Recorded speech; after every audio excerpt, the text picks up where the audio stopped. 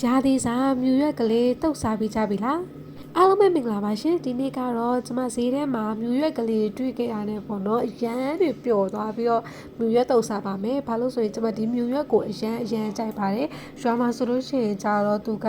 နှုံးမြည်တွေထဲမှာပေါက်တယ်ပေါ့နော်ကျိုးနေပတ်သွားတဲ့ခါရီဆိုလို့ရှိရင်ဒီမြူရွက်လေးတွေကိုတွေ့ရတယ်ဒီမြူရွက်လေးတွေကကြောင့်မြေမာကြီးတွေမှာမပေါက်ဘူးအဲ့လိုနှုံးမြည်တွေမှာဆိုရင်အပေါက်များတယ်ကျမတို့ဘက်မှာဆိုရင်ဒီဆောင်းရာသီမှာပဲပေါ်တယ်ပေါ့နော်ဒီမြူရွက်လေးတွေကိုစက်သွန်ခင်းတွေထဲမှာအဲ့လိုမျိုးသူတို့ကကျင်းထားကြတယ်ကွာတခါလေးသူ့အတူအလေးကျပေါက်တယ်တချို့ကြောက်လည်းအဲ့လိုမျိုးကျဲပြီးတော့ရောင်းတယ်တချို့ကြောက်လည်းစက်သွန်ခင်းတွေထဲမှာအလေးကျကိုပေါက်နေဒီမှာတော့တစ်စီးကို250ကျမ1500ပို့ဝေခဲ့ပါတယ်6စီးပေါ့နော်ကျမတယောက်စားတော့ဒါကောင်းလောက်တယ်ပေါ့နော်ဒီလိုအရွက်ကလေးတွေပါမြူရွက်ဆိုတာတချို့ကမသိကြဘူးပေါ့လေဒီရွက်လေးတွေအရင်သူစိတ်ကလေးနဲ့စားလို့ကောင်းတယ်ကွာတုတ်ရတာလည်းအဲ့လိုမျိုးရှင်လေးရှော့ပြီးတော့စက်သွန်ဖြူစီချက်ကလေးနဲ့မြေပဲစံထောင်းလေးနဲ့တုတ်လိုက်ယုံမယ်တုတ်ရတာလည်းလွယ်ကူတယ်စားလို့လည်းရမ်းကောင်းတယ်ထမင်းစီဆန်ပူလေးနဲ့ဆိုလို့ရှိရင်ဒီမြူရွက်တုတ်လေးရမ်းလိုက်တယ်တခုရှိတာကဒီမြူရွက်ကိုရေတော်ဆေးပေးရတယ်ဘာလို့ဆိုသူကအဲ့လိုမျိုးနှုံးနေတဲတွေကတ်နေတယ်ပေါ့နော်အားကြောင့်မလို့သူ့ရေးဆေးတဲ့ခါမှာတော့ရေကို3-4တက်လောက်တော့ဆေးပေးရတယ်ကျမတို့ဒါလည်း3-4တက်လောက်ဆေးပေးလိုက်တယ်ပေါ့နော်ဒီနေ့ကတော့အသေးအရွယ်လေးတွေပဲဟင်းချက်စားဖြစ်တယ်ဒီမြူရွက်တုတ်လေးချင်းဟင်းလေးရယ်နဲ့ပြီးတော့ဖယုံသီးလေးချက်ထားပါတယ်ဖယုံသီးချက်ရယ်မြူရွက်တုတ်ရယ်ချင်းဟင်းလေးရယ်လိုက်တယ်မလားအဲ့လိုမျိုးလေးစားပါမယ်ဒါမြူရွက်တည်ထားတဲ့ရိုးလေးရှင်ပြစ်လိုက်ပါအောင်ရှင်ဒီနေရာလေးကိုရှင်းမယ်ပြီးလို့ရှိရင်တော့ရင်နွေးအိုးလေးကမပွက်သေးဘူးပေါ့နော်မြွေကကျတော့ရင်နွေးပွက်ဆိုတဲ့ကိုထည့်ပြီးတော့ပြုတ်တာအားကြောင့်မို့လို့ရင်နွေးရှင်တင်ထားတယ်ပေါ့နော်ရင်နွေးအိုးလေးမပွက်ခင်ကျမချင်မောင်ရွက်လေးတင်လိုက်ပါအောင်မယ်ချင်မောင်ရွက်ကိုရင်ရဆိုရင်လက်နဲ့တင်တယ်လက်နဲ့တင်တဲ့ခါကျလို့ရှိရင်လေလက်မှာချင်မောင်ရွက်ကအဲ့လိုအစည်းတွေကွာအစည်းတွေကကြံ့နေခဲ့တယ်လက်တင်နေရှိနေဆိုလို့ရှိရင်အစည်းတွေကမပြောင်းတော့ဘူးအဲ့တော့ကျတော့ကျမချင်မောင်ကမစိုးချင်တာနဲ့ကက်ကြီးနဲ့ပဲညှက်ပြီးတော့တင်လိုက်ပါတယ်ပြောမယ်ဆိုရင်အရွာလူတွေပြောတဲ့ရန်ကုန်သူတွေစတိုင်ပေါ့နော်မြို့သူတွေစတိုင်ရွာမှာဆိုရင်တော့ဒီလိုကက်ကြီးနဲ့ညှက်ဘူးလက်နဲ့ပဲတင်တယ်ရှင်တွေလည်းပဆူလာပြီဆိုတော့ကျတော့ကျမမြူရွက်တွေကိုထည့်ပြီးတော့ပြုတ်ပါမယ်မြူရွက်ပြုတ်တဲ့ခါမှာအရင်အကြာကြီးပြုတ်ဆရာမလိုပါဘူး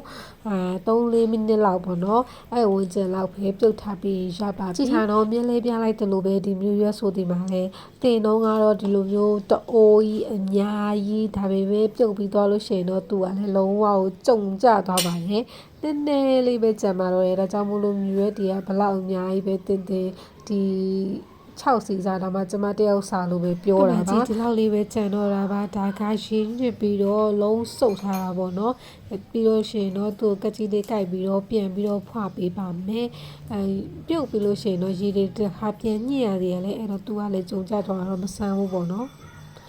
ကဲတင်ကိုတခြားလေးကကြီးလေးကြိုက်ပြီးတော့ဖွာပေးလိုက်ပါမယ်ဖွာပြီးရင်တော့တုပ်ဖို့အစင်းလေးဖြစ်ပါပြီစပြီးတော့တုပ်ပါမယ်ရှင်တုပ်တာကတော့မခက်ခဲပါဘူးဒီနေရာမှာပေါ့နော်ကျွတ်အဖြူစီချက်လေးကြိုးချက်ထားမယ်ဆိုရင်တော့အစင်ပြေကျမမှာကျွတ်ဖြူစီချက်ကစီနီစီချက်ပဲရှိနေရတယ်စီနီစီချက်လည်းမသုံးချင်တာနဲ့ပဲစီမွမွေလေးနဲ့ပဲကျမတုပ်လိုက်ပါတယ်အဲ့လိုကျွတ်ဖြူစီချက်မရှိတဲ့သူတွေအတွက်ဆိုလို့ရှိရင်လည်းပဲစီမွမွေလေးနဲ့တုပ်လိုက်ရင်လည်းမြူရက်လေးစိတ်လေးနဲ့အရန်စားလို့ကောင်းပါတယ်ကျမကတော့အမြည်ပဲစံတောင်းလေးထည့်တယ်ပြီးရင်စားလေးနည်းနည်းထည့်တယ်ပြီးတော့